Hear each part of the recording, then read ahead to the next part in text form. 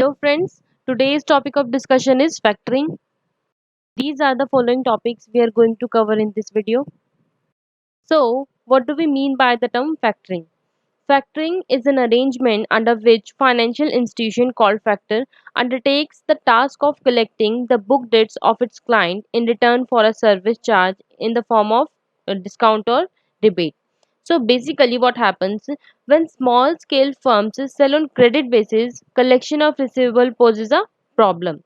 So firm outsource the function of collection of receivables to any other organization, and the organization that play an important role in collection of debtor is known as factor. Firms sell all the receivables to the factors, and factors are specialized in collecting receivables. Fine. Factors collect receivables and also advance cash against receivables to solve firm's liquidity problem. For providing these services, factors charge interest on advance and commission on for other services. Fine. Next is features of factoring. First is credit cover. When the firm sell receivables to the factors, then all the risk get transferred from firm to factors, and the client's credit is covered through advances. Next is cash advances. The factor makes advances to the client within 24 hours of receiving the documents. Next is sales ledgering. As the documents are exchanged, all the details pertaining to the transaction are automatically computerized and stored, and all the sales ledgers get prepared automatically. Fine. Next is collection service. When factor buys receivable from the client, all the receivables become debts of the factor, and the collection of checks and all other follow-up procedures are done by the factor in its own interest. And the last is provide valuable advice. The factor also provide valuable advice on country-wise and customer-wise risk. Next topic is functions of factor. First is maintenance of sales ledger. The factor maintains sales ledger for his client firm. An invoice is sent by the client to the customer, and a copy of which is marked to the factor. On the basis of sales ledger, the factor reports to the client about the current status of his receivable, as also receipt of payment from the customers. With the help of these reports, the client firm can review its credit and collection policies more effectively. Next is financing. After purchasing receivables from the client firm, factors provide money in advance up to 80% of the receivables. Next is credit control and credit protection. As a factor maintains extensive information record about the financial standing and credit rating of individual customers and their record of payments, he is able to advise its client on whether to extend credit to the buyer or not. And also factor protects the client against bad debts and non-payments. Fine. Next is collection of money.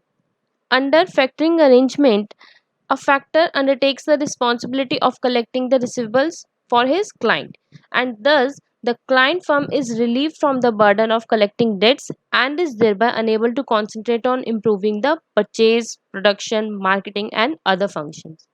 And the last is advisory functions. Factors render certain advisory services to their clients.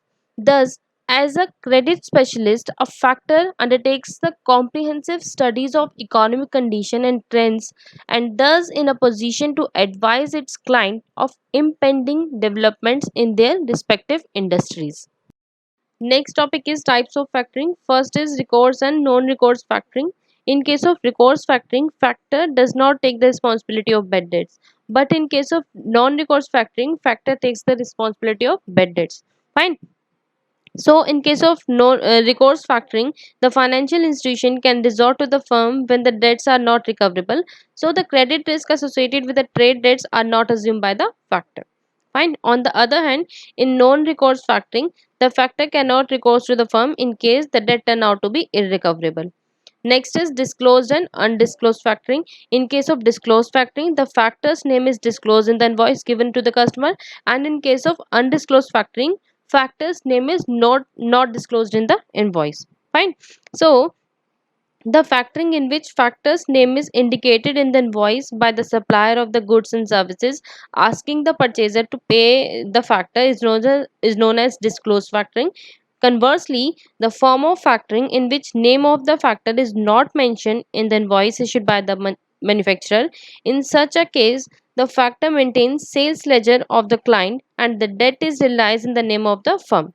However, the control is in the hands of the factor. Fine. Next is domestic and export factoring. When there are three parties, that is customer, client and factor reside in the same country, then this is known as domestic factoring. And when in case of export factoring or otherwise known as cross border factoring is one in which there are four parties involved, that is exporter, that means client, importer, that means customer, and export factor and import factor. So this is also known as two factor system. Fine. And the last is advance and maturity factoring. In advance factoring, the factor gives an advance to the client against the uncollected receivables. Fine. But in case of maturity factoring, in the factoring agency does not provide any advance to the firm. Instead, the bank collects the sum from the customer and pay to the firm either on the date on which the amount is collected from the customer or on a guaranteed payment date.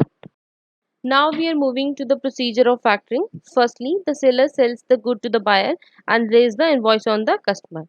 Fine. Then the seller submits the invoice to the factor for funding and the factor verifies the invoice.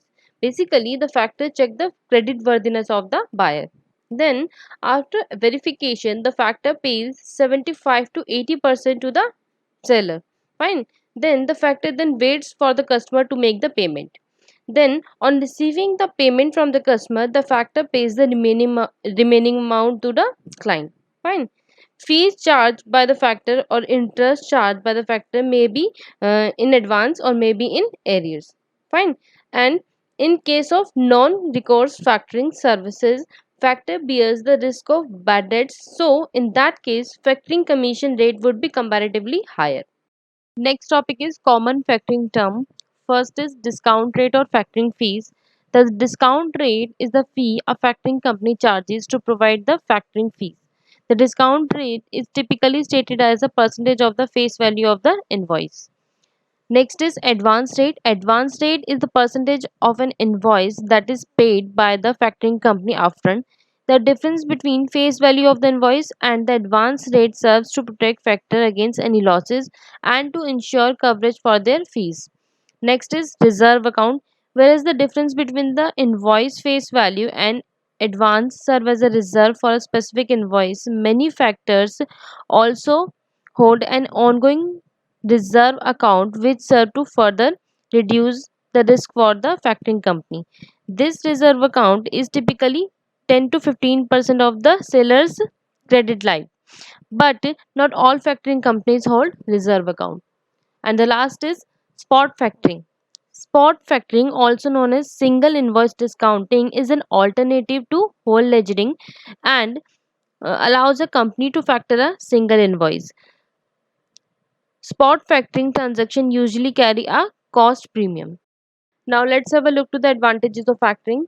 First is factoring is a way to finance requirement of working capital of the company.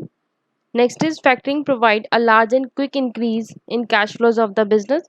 So this is because factor provide cash advances to company when they purchase receivables from them. And company do not have to wait for the payments made by the buyer. So they can easily manage their cash flows. Next is prices are usually competitive due to existence of manufacturing companies. So factors charge a very reasonable charge for their services because of competition. Fine. Next is companies might get useful information about their credit worthiness of its customer. If non-recourse factoring is chosen, then there is a protection from bad debts also. Next is factoring does not require to risk home or other properties as collateral like traditional bank loans. Next is factoring firm give a cash advance on up to 80% of receivables. This I have already told. The enterprise can concentrate on manufacturing and selling as a result of factoring services. The Factoring Institute also provide advice on business trends and other related matters. And the last is in India, subsidiaries of four Indian banks, State Bank of India, Canara Bank, Punjab National Bank, and Allahabad Bank are providing factoring services. So our last topic is disadvantages of factoring. First is selling companies get locked with the factor as they rely completely on the services of a factor.